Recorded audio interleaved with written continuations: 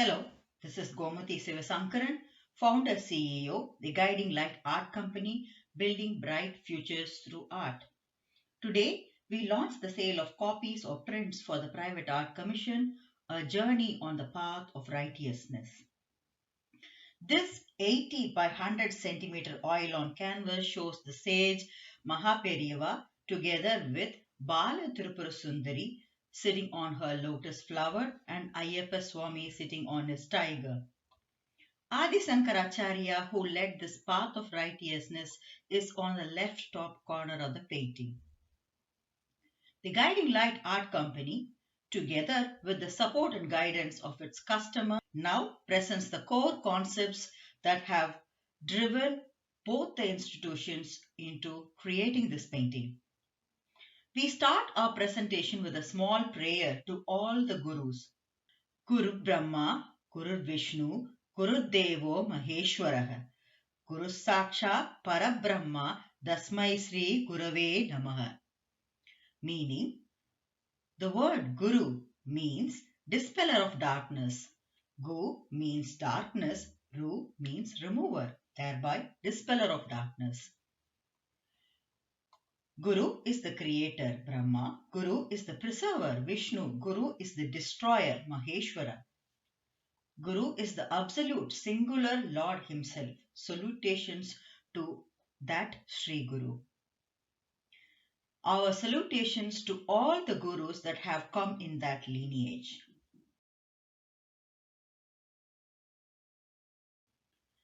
Sri Adishankaracharya. On the left top corner of the painting is the Guru, Sri Adishankaracharya. Shankaracharya was born in the village called Kaladi in Kerala, possibly in the 8th century. It is believed that Lord Shiva himself had taken birth as Adishankaracharya to preserve the Sanatana Dharma and Advaita Siddhanta, philosophy of Advaita. His guru was Guru Govindapada. He preached Advaita philosophy, which is non-dualism, and established 4 important mutts in India, Kanchi, Sringeri and 2 in Dwarka, which follows the tradition even today. What is Advaita philosophy? Advaita philosophy follows simple principles. God is everywhere. God is in everything. God is within you and within me. You can find God within you. During the time of Shankaracharya, students used to stay in the home of a guru and study. They also used to go around the houses in the village for bhiksha for the day. Bhiksha means asking for alms. Feeding a brahmachari was considered highly meritorious. In the way of life prescribed by the Shastras, every individual must pass through the 4 ashramas or phases of life known as Brahmacharya, Grahastha, Vanaprastha and Sannyasa. Of these 4 phases, Brahmacharis and Sannyasis alone have both the right and the obligation for Bhiksha. The underlying principle behind Sannyasis, sadhus and monks asking for Bhiksha in the Hindu religious belief is that one can attain salvation only when his soul is totally absolved of ego. Bhiksha thus plays a crucial role here by providing a practical training path for sannyasis, sadhus or monks who have just been initiated in their spiritual journey. During his student days, under the roof of a teacher or Gurukula Vasa, a brahmachari or a student should also go for Bhiksha, both for himself and for his guru, teacher, going to a few houses each day and asking the lady of each house to give him alms by saying, Bhavati Bhiksham Dehi. The object of this Bhiksha for brahmacharis or students is twofold. One is to conserve the time and energy of the student for the arduous task of learning, and the other is to instill in him the sense of Vinaya, humility, without which no vidya, knowledge, can be received and can fructify in the mind. Bhiksha is compulsory for all students, including the sons of royalty. The food so received is handed over to the Guru, who then distributes it to all his disciples. There were no tuition fees in those days. At the end of the course of education, the students were required to give a consolidated remuneration or Guru Dakshina. The kings and the nobility of the land helped the poor students to find this remuneration, which the students or brahmacharis offered with true bhakti or devotion to their gurus or teachers. Once, young Shankaracharya went to the home of a poor woman and asked for food. The poor woman did not have anything at home either to cook or to offer for the day. She offered a gooseberry and said that she has nothing other than this to offer him and pleaded him to accept this offering. She added that she did not have money even to buy food for her children. Moved by her plight, Shankaracharya immediately composed a prayer praising goddess Lakshmi and prayed to her to remove the poverty of this poor woman. It is said that when Shankaracharya completed the prayer, it rained golden gooseberries. The prayer that Shankaracharya chanted on the day became popularly known as Kanakadara Stotram. The most important value that this incident drives is dharma. The woman was willing to give away the only food that she and her children possibly had. Furthermore, she was feeling sad that she was not able to give more. It is this willingness to give or help others even under such turbulent circumstances that moved the Jagadguru Adisankaracharya. Following the path of Sri Adisankaracharya and walking towards us in the painting is Mahaperiyava. Jagadguru Sri Mahaperiyava 1894 to 1994. Jagadguru Sri Chandrasekharendra Saraswati Swamigal, birth name Swaminathan, was born in a small village called Echangudi in Viluppuram, Tamil Nadu state in South India in 1894. He is the 68th Guru of Kanchi Mahaperiyava, established by Adi Sankaracharya. He is considered to be the incarnation of Lord Shiva himself or Adi Sankaracharya, and he led his life spreading dharmic principles. He is often called as Mahaswamigal, Mahaperiyava or Ummachitata, meaning lovable grandfather, by his devotees. He expressed profound respect for all religions. He passionately believed in the unity of Indians and in the unity of all countries. Therefore, he started his Dharma Yatra in 1919 and traveled throughout the country, initially by means of a palanquin, and very soon he switched over to travel by foot.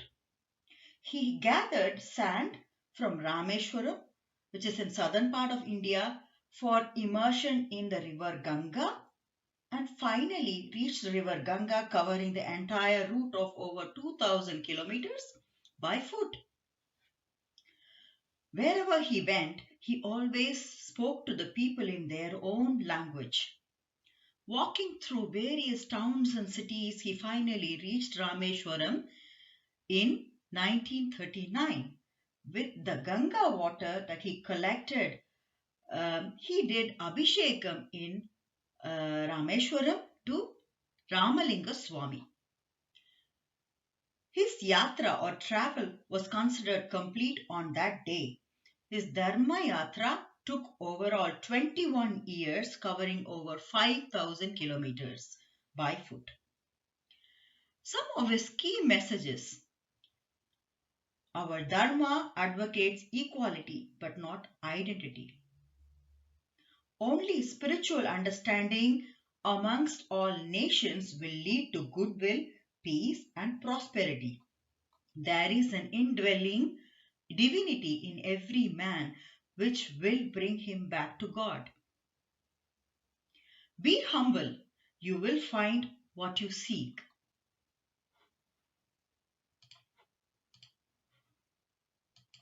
In the painting, one can see Mahaperiyava wearing a cardamom garland, a rudraksha garland, and a garland that is made of blue lotus flower. Now let's see what these mean. The cardamom mala or garland. Cardamom has a strong, unique taste with an intensely aromatic, resinous fragrance. These unique garlands or malas are offered to deities or gods for wish fulfillment. Cardamom malas or garlands attract materialistic pleasures and happiness due to its connection with the planet Venus, Shukra. It is a faith that one who offers an elaichi garland, that is a cardamom garland, will be blessed with good memory. Also, for improvement and progress in education of the children, parents do offer cardamom garlands to gods. Mahaperiyava has offered Ilachi garland to bless us with the materialistic requirements that is needed for us to lead this physical life. And then the most important treasure, that is jnana or wisdom, to lead our life in a detached way. Rudraksha mala, Rudraksha garland. Rudraksha is considered to be the most potent manifestation of the cosmic force. Hence, Rudraksha is the object of veneration and the source to reach the higher self. These beads are the seeds of the Rudraksha fruit obtained from Rudraksha trees. Its English name is Utrasum bead tree and is considered a major stress reliever, reducing circulatory problems, and of course, as the best beats the berry. Now, the blue lotus flower mala or garland. The blue lotus is the symbol of the victory of the spirit over senses, of intelligence and of wisdom. It is generally represented as a partially opened bud with the center hidden, which is the embodiment of the perfection of wisdom. Bala Tripura Sundari. Bala Tripura Sundari or Bala is the incarnation of Sri Lalita Mahatripura Sundari in the form of a small girl child. She is always like a 9-year-old girl, yet she is a great mine of supreme wisdom. In Hinduism, generally all the female children are considered the incarnation of Bala and worshipped through rituals such as Kanya Puja. Bala is seated on a lotus flower. Rooted in the mud, the lotus rises to blossom clean and bright, symbolizing purity and resurrection. The leaves and flowers are borne high above the water. It is often compared to the enlightened being who emerges undefiled from the chaos and confusion of the world, symbolizing how detached we can be to the materialistic aspects of life. Just as the lotus is blossoming when the sunlight comes, so can the knowledge and wisdom open our heart where the goddess Bala can reside. Iyappaswami or Balamanikantan. Balamanikantan is considered to be the child of Lord Shiva and Lord Vishnu when Lord Vishnu took Mohini avatar or a feminine avatar. He was born with a bell around his neck, thus called as Manikantan. Mani meaning bell and Kantan or Kantam meaning neck. He was brought up by a king, Pandala, and he later defeated a demon called Mahishi. He has asked his father to build a temple on the top of Sabarimala in Kerala, southern part of India. His vows are in perfect alignment with nature and self-discipline. Iyappan is seen seated on a tiger. The tiger is a representation of Rajas Guna or character of the human mind. Rajas is the nature of attraction and also of action. Springing from craving and attachment, it binds the embodied soul by attachment to actions. It is full of unrest, lust, and greed. We think of seeking impulsions which mounts on us to an extreme level when this guna or character increases beyond, and we are unable to have a balance about this character. It is a manifestation of violent state of mind. Iyappaswami or balamanikantan is seated on the tiger, symbolizing the fact that one should conquer or have control over the rajas character or guna to lead a dharmic life. The mask of water body on the backdrop of the painting is connected to the state of mind with enormous thoughts. One cannot stand strongly in water for long. Water current has the capacity to make a person fall or carry him or her any direction. Therefore, one needs a path, a righteous direction. In times when we find ourselves amidst a mass of violence, selfishness, or absence of humanity, it is imperative to have a clear path to travel. The path of Dharma is indicated as the path great sages such as Adishankaracharya and Mahaperiyava have walked. In this painting, Mahaperiyava is walking towards us in this dharmic path, taking the upcoming generation along with him. A journey on the path of righteousness. One should lead the path of righteousness shown by the great Guru Adishankaracharya. How does one do that? It's quite simple. One should lead the path of Dharma, which was shown by the great Guru Adishankaracharya. One can closely observe Mahaperiyava's Upadesam, discourses or preachings and his life itself and take baby steps on that path, which will take one through the journey of Dharma. All the female children, incarnation of Bala, and all the male children, incarnation of Shiva, Vishnu, Manikantan, can be taught at this tender age to lead a life of righteousness, self-contentment, self-discipline, compassion, humanity, simplicity, and charity. Nurturing the next generation through the aforesaid values is the only way to achieve peace and unity in the mass of diversity. Dhamyata datta dayatvam janata shreyo bhuya shakala jana. Meaning, dhamyata, practice restraint. Datta, be kind and give unto others. Dayadvam, be kind to others. Janata, O people of the world. Shreyo bhuya shakala jananam. May all people attain all goodness, happiness and prosperity in this world as well as spiritual fulfillment.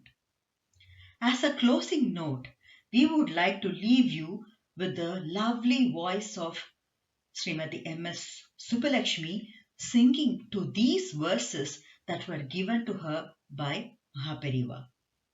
M.S.Subbulakshmi had sung this song at the United Nations on 23rd October 1966, emphasizing universal harmony, togetherness, which will lead us towards a peaceful life.